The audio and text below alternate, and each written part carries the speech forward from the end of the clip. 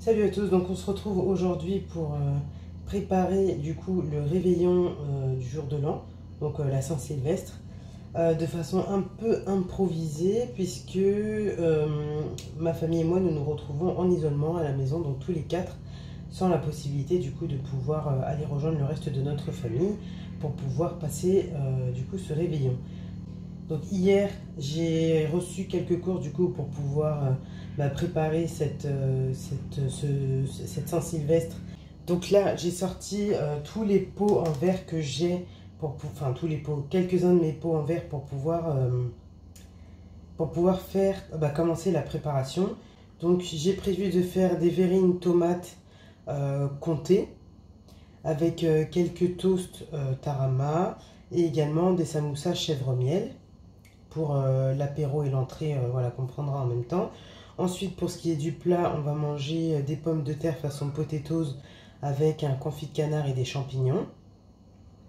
Et enfin, pour le dessert, on aura donc verrine mascarpone, spéculoos et avec ananas ou fruits rouges. Je ne sais pas encore, j'ai les deux, donc je verrai bien comment je ferai. Donc pour ce menu, du coup, j'ai utilisé des choses que j'ai déjà, notamment le comté. Les toasts, du coup, on va utiliser du pain de mie parce que j'en ai beaucoup à la maison. Le miel, on en a déjà. Voilà, le confit de canard, bon, ça, on n'avait pas. Les champignons, on a déjà. Et également, donc, l'ananas. Du coup, les ananas en conserve, on en a déjà. Et les fruits rouges également, au congélateur. Donc, voilà ce qu'on va utiliser pour pouvoir faire cette préparation. Donc, c'est parti pour la préparation. On va commencer, je pense, par le dessert. Comme ça, il va rester bien au frais. Je vais mettre ça dans les petites verrines là. Donc c'est parti, on va se lancer tout de suite.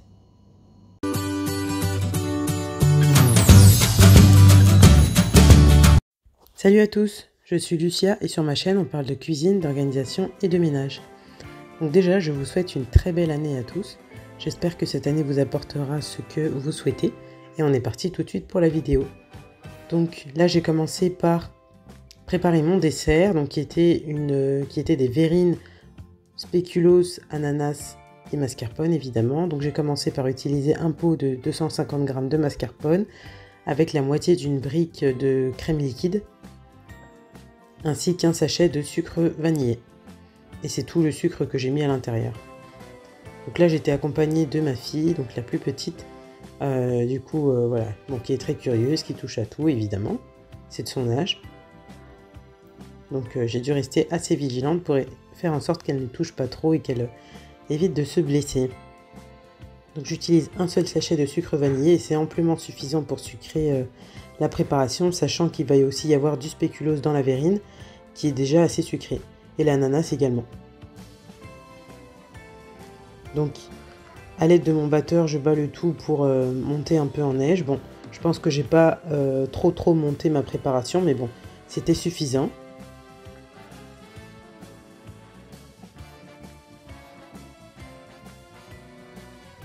Donc j'ai dû ranger tout de suite mon batteur pour éviter qu'elle me le tire et qu'elle me le fasse tomber par terre ou qu'elle se blesse avec. Et j'ai utilisé un pot, donc un récipient pour pouvoir fixer ma poche à douille et pour pouvoir la remplir.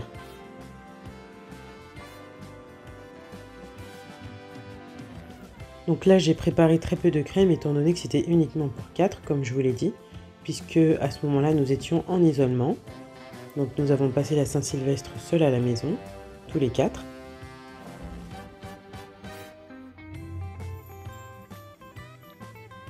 Une fois que ma poche à douille est bien remplie, je fais glisser la préparation bien dans le fond de ma poche et je fixe le tout avec une petite fermeture pour éviter que la préparation ne se renverse dans le frigo. Pendant que j'ai mis donc ma poche au frigo, je prépare mon ananas. Donc là je voulais couper très finement mon ananas et plutôt que de le faire à la main, j'ai préféré utiliser mon hachoir. Donc j'ai pris donc des ananas que j'avais en conserve. Donc en conserve sans sucre ajouté. Je les ai mis dans le hachoir et j'ai haché le tout très finement. Et bien sûr le jus je ne l'ai pas jeté, on l'a bu. Donc ma fille en a bu, mon fils aussi, moi également. Donc ça nous a fait comme un petit jus d'ananas et c'était très bon. Du coup pour hacher finement, j'évite de hacher en continu. Donc Je hache petit à petit. Et je récupère le tout pour pouvoir monter ma verrine, sachant que mon spéculoos était déjà réduit en poudre parce que j'en avais utilisé pour la préparation des desserts de Noël. Du coup, j'en avais encore une grande quantité que j'avais réduit en poudre et que j'avais gardé dans une boîte hermétique. Donc là, je tapisse le fond de mes pots avec de l'ananas. Ensuite, je mets une couche de spéculoos en poudre, donc que j'avais haché pour Noël. J'ai préparé du coup 2 petits pots pour mes enfants et 2 plus grands pour mon mari et pour moi. Une fois que j'ai bien mis le spéculoos, là maintenant je passe à la crème. Donc je mets une bonne couche de crème.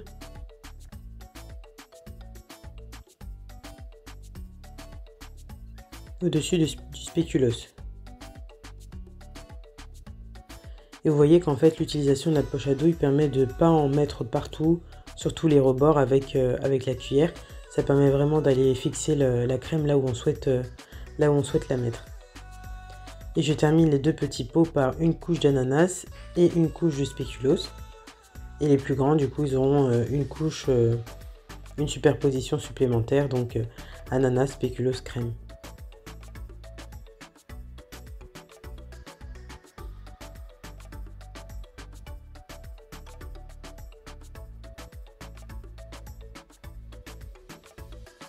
Et comme je vous le disais, il n'y a pas besoin d'ajouter beaucoup de sucre dans la crème puisque le spéculoos est déjà assez sucré et l'ananas également. Donc ça permet de réduire un peu la quantité de sucre dans le dessert, d'éviter d'en mettre trop dans la crème. Et ça part au frigo, prêt pour le soir. Donc là j'avais commencé ma préparation vers 11 h le matin et vraiment je ne me suis pas pressée dans la journée. Juste pour finaliser tout correctement, avoir le temps de m'habiller, de me préparer aussi, sans être trop pressé. Et du coup j'ai utilisé le reste de mes ingrédients, donc ananas, spéculoos et crème, pour des petites verrines qu'on a mangées du coup le lendemain matin, quand on s'est fait un petit brunch.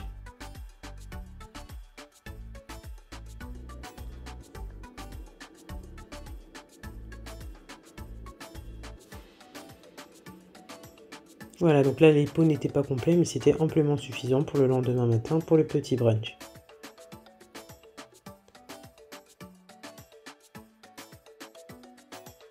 Ensuite, on passe à la préparation des samoussas.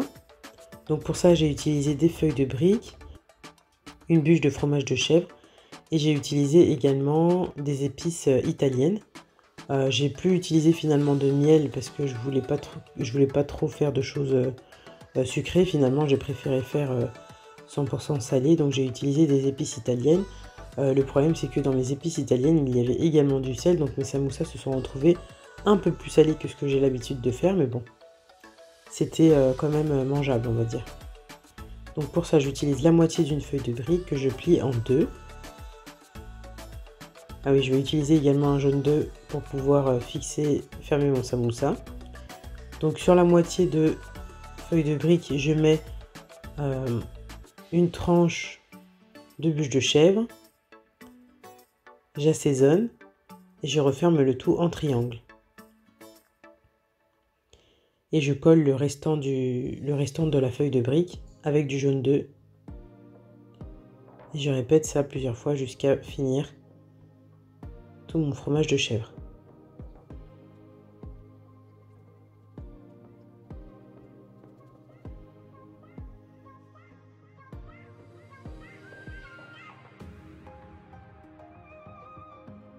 Et voilà pour les samoussas. Donc je les ai laissés au frigo jusqu'au soir pour n'avoir plus qu'à les frire juste avant de servir. Ensuite je suis passée à mes verrines tomates comté. Bon, si ça avait été pour des invités, je pense que j'aurais fait des verrines tomates mozza. Bon, ça passe un peu mieux. C'est plus que ce qu'on a l'habitude de manger. Mais là voilà, j'ai préféré faire avec ce que j'avais à la maison et j'avais du gouda, donc finalement j'ai fait avec du gouda. Donc des verrines tomates gouda, et les enfants aiment le gouda en plus. Donc j'ai d'abord coupé mes petites tomates et ensuite je les ai assaisonnées avec des épices qui contiennent de l'origan. J'avais pas d'origan seul, donc j'ai fait avec des épices qui contenaient de l'origan. J'ai mis mon fromage dans le fond de mes verrines et les tomates par-dessus. Oui, j'ai ajouté également un filet d'huile d'olive dans les tomates pour les assaisonner. Et c'est parti au frigo en attendant le soir. Ensuite, je me suis attaquée également à la préparation de mes toasts. Bon, ça, j'aurais pu le faire à la dernière minute, mais je voulais vraiment m'avancer et éviter d'avoir à faire trop de choses le soir. Donc du coup, j'ai coupé mon pain de mie en 4 et j'ai tout simplement tartiné de tarama. Moi, le tarama, c'est quelque chose que j'aime vraiment beaucoup, donc je trouve pas utile d'ajouter autre chose sur le tarama. Mes enfants aussi aiment beaucoup d'ailleurs.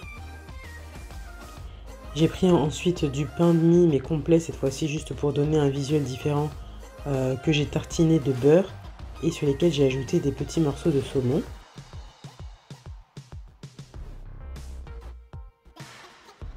Donc le fait d'avoir coupé en triangle cette fois-ci plutôt qu'en carré, ça permet aussi de différencier, les toasts, ceux au saumon de ceux au tarama. Et en plus j'avais pris un pain différent, donc voilà, ça donne un visuel différent. Bon, j'avais d'abord disposé sur le plateau en pensant que je mettrais mes verrines au milieu et finalement j'ai changé la disposition, vous verrez ça à la fin. Une fois que mes toasts sont prêts, je suis passée à la préparation de mes champignons pour accompagner mes pommes de terre et mon confit de canard. Donc pour ça, j'ai mis de l'huile d'olive avec une cuillerée de wash dans une casserole. J'ai ajouté mes champignons, du sel, du poivre. J'ai fait mijoter le tout, puis j'ai ajouté du persil frais que j'ai haché finement avec la fin de la brique de crème liquide que j'avais utilisée pour la crème spéculoos, crème mascarpone, pardon. Pendant que mes champignons sont en train de cuire, je lave mes pommes de terre.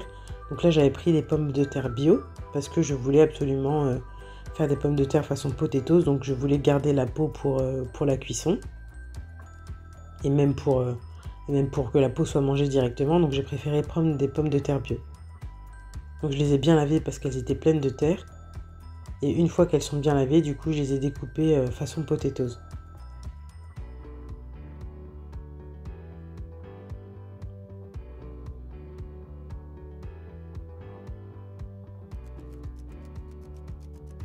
Une fois que mes pommes de terre sont prêtes, du coup, j'ai ajouté donc mes épices, paprika, gingembre en poudre, curry, poivre, sel, wash et huile d'olive.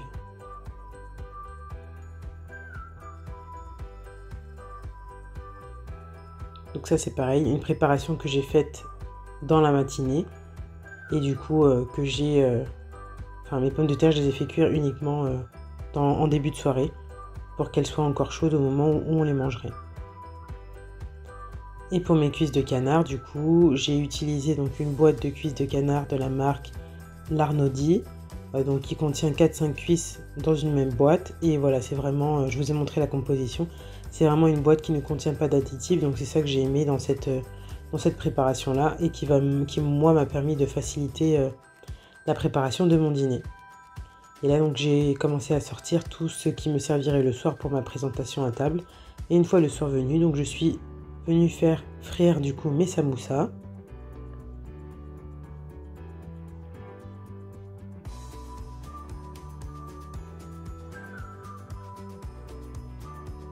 Je suis également passée à la cuisson de mes pommes de terre du coup à la poêle pour les faire rissoler. Et là je vous raconte pas l'odeur, ça sentait vraiment super bon. J'ai également mis mes cuisses de canard au four, donc juste pendant 20 minutes à 180 degrés, puis je suis venue dresser ma table. Et voilà le résultat pour notre table de Saint-Sylvestre à 4 à la maison. Donc j'espère que cette vidéo vous aura plu. N'hésitez pas à me dire ce que vous en avez pensé et à me laisser un commentaire et un j'aime pour qu'on puisse échanger. J'espère que vous avez passé vraiment de belles fêtes de fin d'année et je vous dis à bientôt dans une prochaine vidéo.